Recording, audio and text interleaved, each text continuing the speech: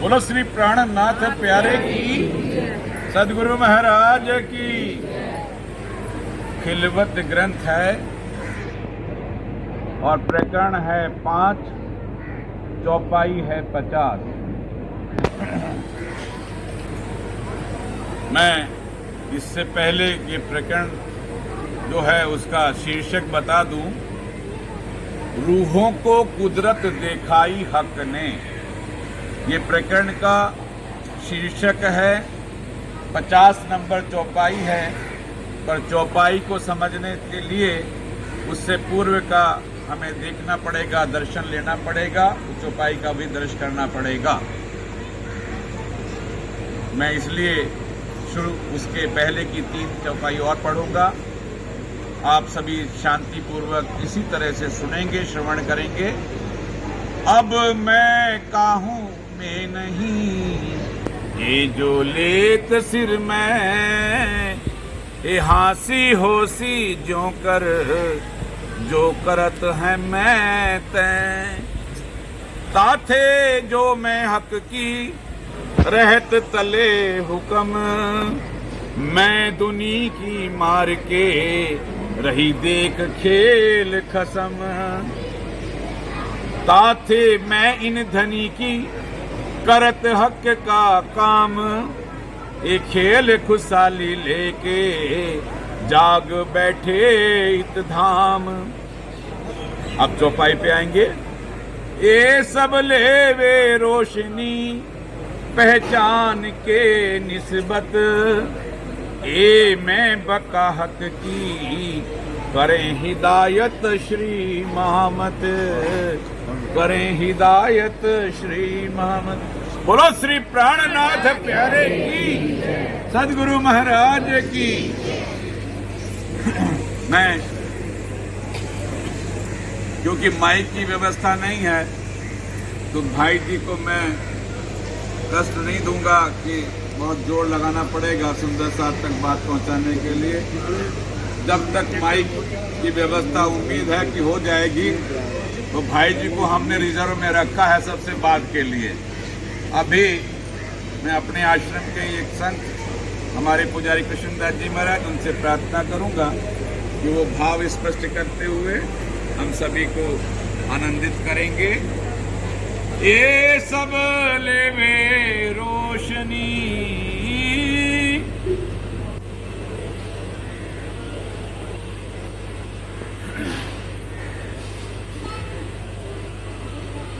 बोलो श्री प्राणनाथ प्यारे की जय। ये सब लेवे रोशनी। प्यारे सुंदर साथ जी, इस पारायण का हाल निकाला गया। श्री जी महाराज वर्णन करते हैं इसके अंदर जो ज्ञान है, रोशनी है, वो रोशनी कौन सी है? आत्म को जागृत करने वाली वो रोशनी, आत्म को प्रकाश करने वाली। फिर वो रोशनी है कहाँ की? उस परम धाम की।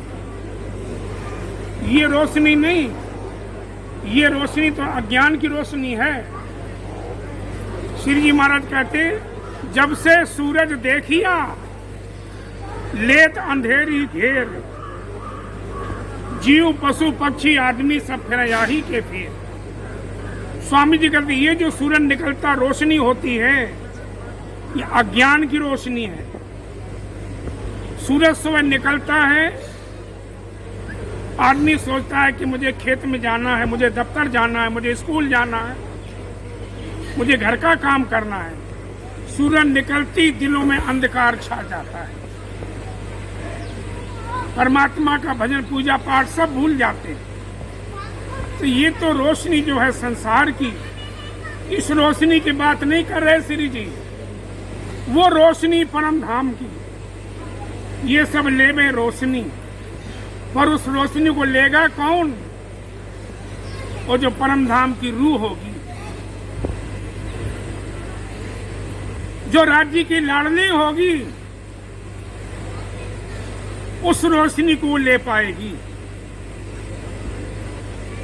नहीं देखते सब हैं, बस रोशनी को कोई पहचान नहीं पाता, जान नहीं पाता।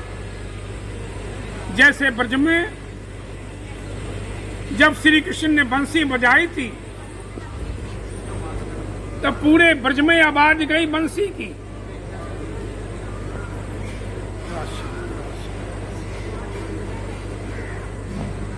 कहते हैं कानो बैन सहु सुनी, पर बीजो श्रवण तणो गुण जान। बंसी की आवाज सबने सुनी, पर कैसे सुनी, दूसरों ने कैसे सुनी? श्रवण तणो गुण जान, कानों के स्वर से सुनी कि बंसी की बड़ी प्यारी आवाज शाम को बज रही है। पर गोपियों को क्या लगा कि हमारा नाम लेकर के बंसी में हमें बुला रहे हैं, और वो दौड़ गई थी। तो कहते जो ये रोशनी है, इस वाणी के अंदर का प्रकाश है, वो कौन ले गए? पहचान के निस्बत, जिनका निस्बत है, निस्बत कहते संबंध को, जिनका राज्य महाराज के साथ संबंध है, वो इस रोशनी को जान पाएंगे, समझ पाएंगे और ले पाएंगे। माया का जीव नहीं ले सकता। माया जो हम में टिक न सके, ले न सके, भारी वचन जी, माया के जीव ये चीज को नहीं ले पाएंगे। कहते पहचान के निस्बत, जिनका संबंध है राज्य महाराज के साथ में, वो इस वाणी के अंदर का ज्ञान जो रोशनी है वो ले पाएंगे। ये मैं बकाहक की, ये मैं बकाहक की। श्री जी महाराज कहते जो इंद्रावती के रूप में होकर के कि ये मैं बक्का हक की। बक्का कहते अखंड जो परम धाम है, राज्य महाराज का घर है, वो किसका है? इन मोमनों का है, ये रूहों का है। तो मैं कहती हूँ वहां से बोल रही हूँ, बक्का हक की राज्य महाराज के घर से इस रोशनी को ले आकर के सबको जाहिर करते सुना रहे हैं। पर रोशनी ले वही पाएगी, बार बार कहता हूँ, जो राज्य की लाडली होगी। नहीं तो कितने अपने ऐसे जीवन को मट्टी में मिला के चले जाते। जैसे हमारे मुरलीदास जी महाराज, आज उनकी हम शोक सभा में बैठे हैं, बहुत सी बातें महाराज जी की बताया करते थे, और चर्चा वो करते नहीं थे। कोई उनको कहे कि महाराज जी कुछ सुनाओ, तो महाराज जी की बात सुनाते। तो सुंदर साथी संतों ने भी कहा है कि आया है सो जाएगा, राजा रंक फकीर, कोई सिंहासन चढ़ चले, कोई बांधे जात चले। ये निश्चय बात है कि जो भी संसार में आया है उसको जाना एक दिन निश्चय है। पर भाई कोई ऐसी कमाई करके जाता है कि उसकी याद में लोग रोते हैं, और कोई ऐसे कर्म करके चला जाता है जो पड़ोसी भी कहते अच्छा हो गया भाई, मर गया। जाना सभी न है। आज हमारे महाराज मुरलीदास बीच में नहीं हैं, पर फिर भी उनका जो प्यार, उनका ज्ञान और सद्गुरु महाराज की संगत है। सबसे बड़ी बात तो ये है,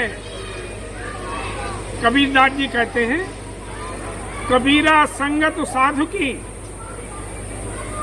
कबीरा संगत साधु की, साहिब आभे याद,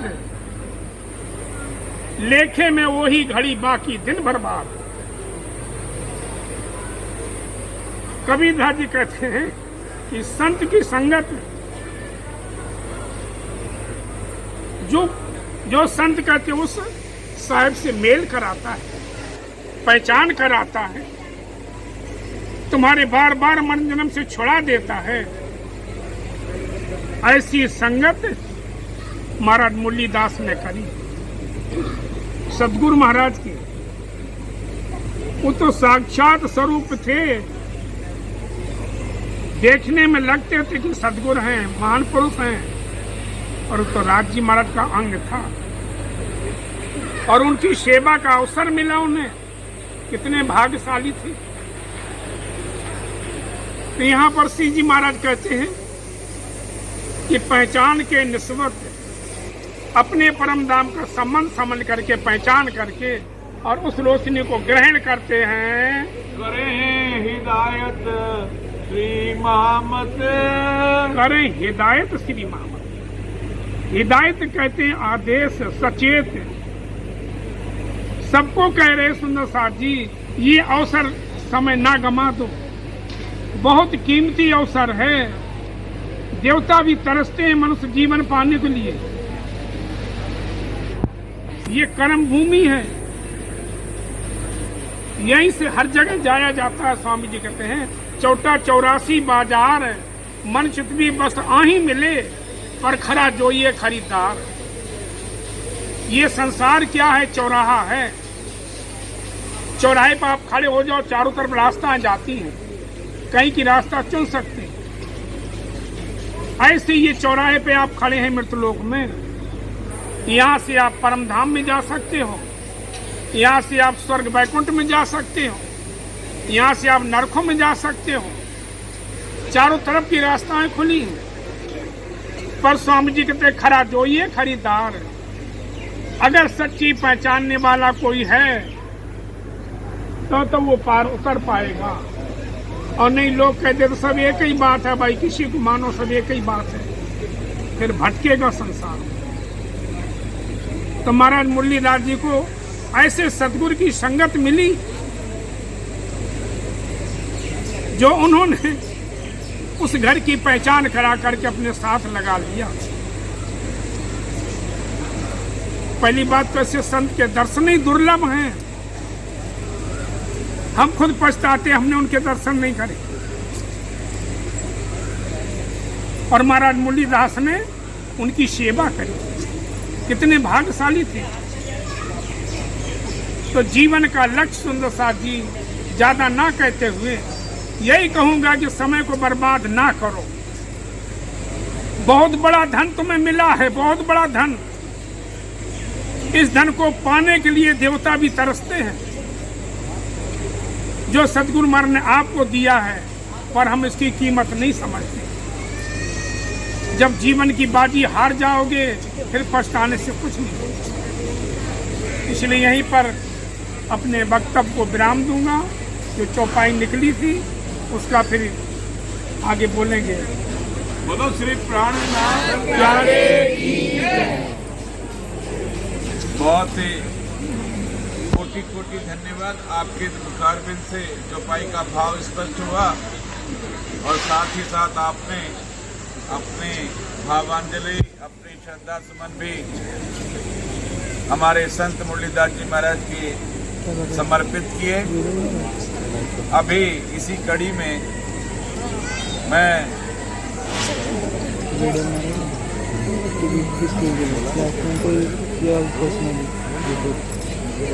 बंद करो, मजाक कर रहा हूँ।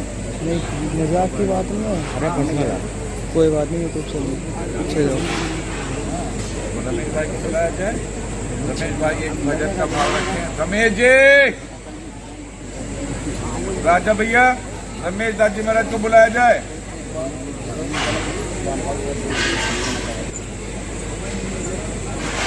हमारे वयोवृद्ध संत मुरलीदास जी महाराज के लिए श्री कृष्ण प्रणामी मंदिर सोनगीर से अनिल कांसार भाई, उनकी तरफ से शोक संदेश।